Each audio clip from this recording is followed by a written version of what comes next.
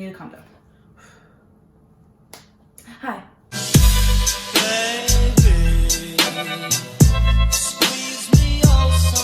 Hi.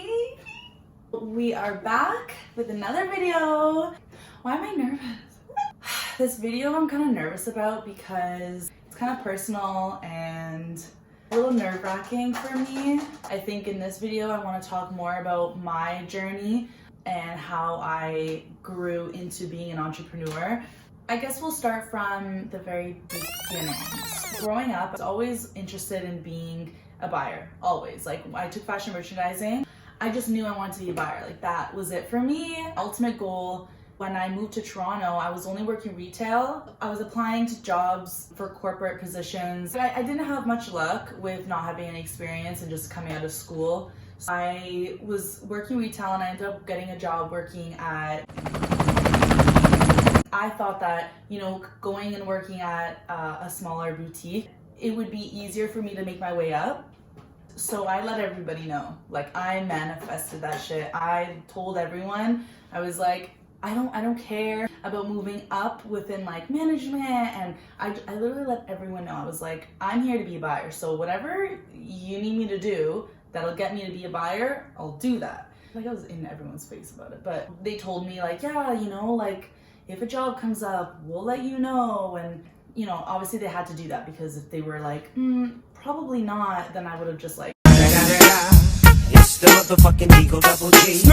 Dipped out, right? There's only so long you could wait working in retail. So I ended up getting a job out, and so I was a buyer for them.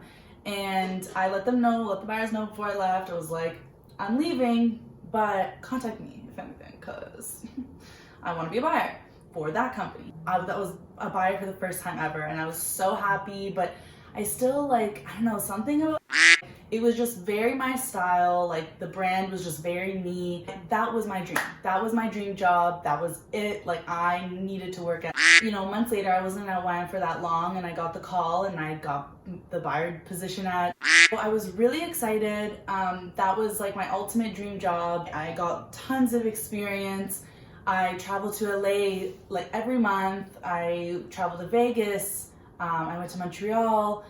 You know, I finally reached that goal that, you know, I was saying in this other video, like, I won't be happy until I have this. And that's how I felt. I won't be happy until I land a job as a buyer. And I had it, and I thought I was happy. And then I lost it. That week, there's other things that also happened that are personal that I'm not going to talk about. It was probably like my lowest point in my life thus far. I just like lost everything that I had, who I was. I put my value into that. I was completely down. I was like, well, now what?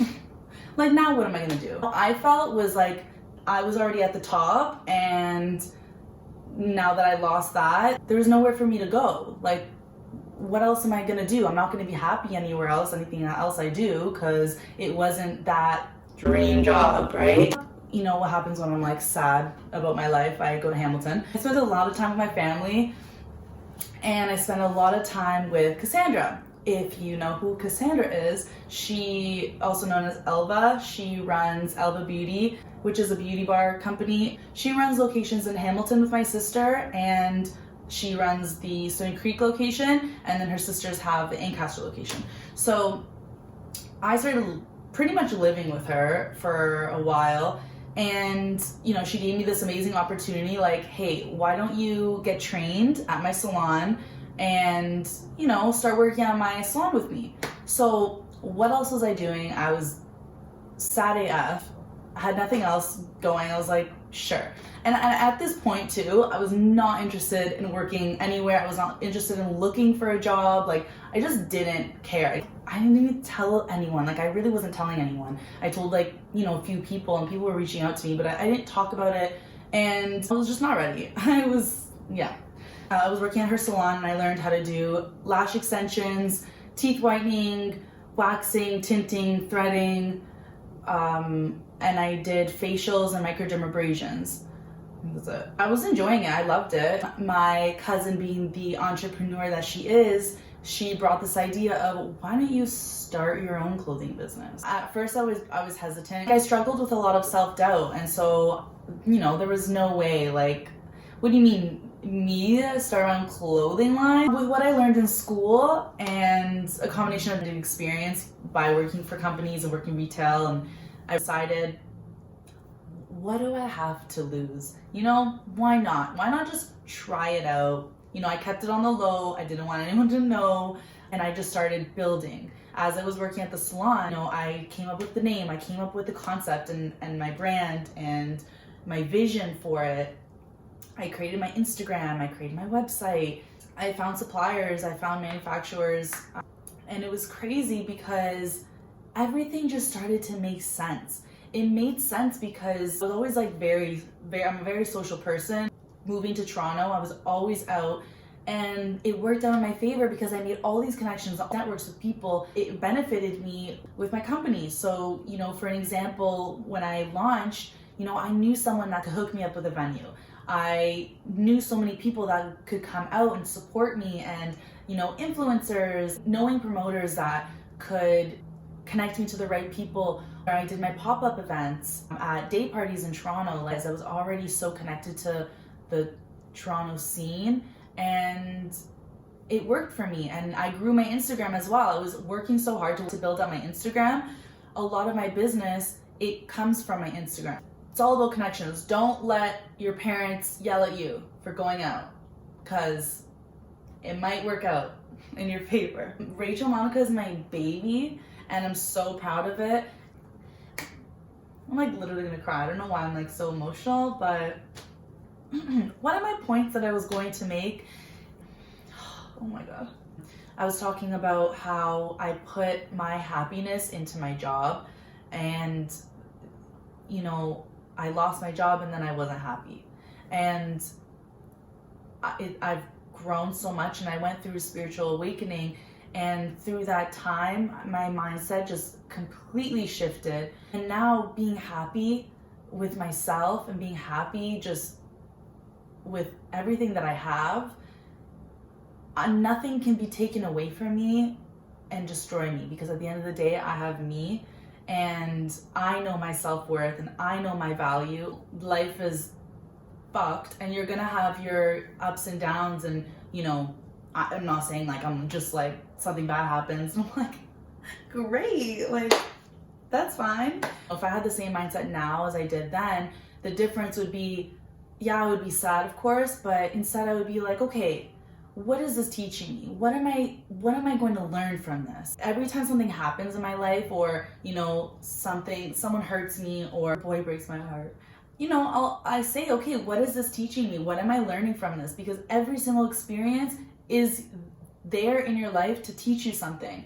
And I think that from that whole experience, it's just shown me so much of myself. When I launched and I moved back to Toronto, I was then balancing working with my online clothing boutique, but also I started doing all those services out of my home here. A lot of people will say like, oh, you know, it's a very like saturated industry. At the end of the day, there's money in it, and it's a trade that no one can ever take that away from you. It's eyelash extensions now. Okay, maybe there's another thing that becomes even more popular than eyelash extensions. Well, all the eyelash technicians will just learn that trade and start doing that. You know, I have both of these businesses. I'm now making more money than I was working for someone else.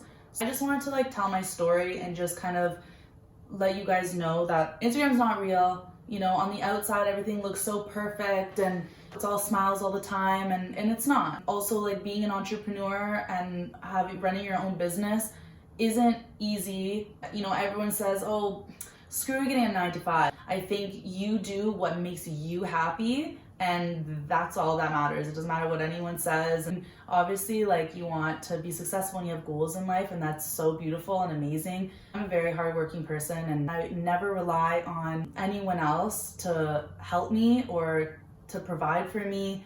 I want to have something to my name. I want to be successful, and for myself and not anybody else. If you are thinking of starting your own business, work hard, and anything that you do consistently, every day you work at it, you'll be successful. Manifest that shit. You can literally do anything that you want. Anything that you put out into the universe, you will get back. I believe everything happens for a reason, and if that wouldn't have happened to me and I wouldn't have been at my low, then I wouldn't have been able to appreciate my highs. So this month is actually my 2 years of having Rachel Monica. I think that's why I'm a little bit emotional too, because I made a little video today, a little montage, and it just like literally like the amount of support that I've had. Look at me, I'm gonna cry again. Oh my God!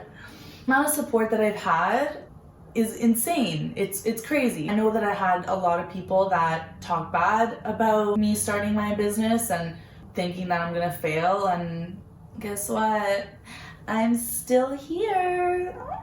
Thank you guys so much for watching my video. I'm going to do another video covering how to start your own business. So if you are interested in being an entrepreneur and you want to start your business, whatever that is, definitely stay tuned for my next video. Please don't forget to subscribe below, like, comment, you know, whatever. I love you guys. And I think to myself, what a wonderful world.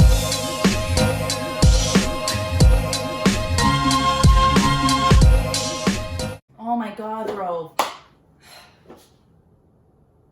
Something's wrong with me today. I shouldn't have shot today. I do look cute though.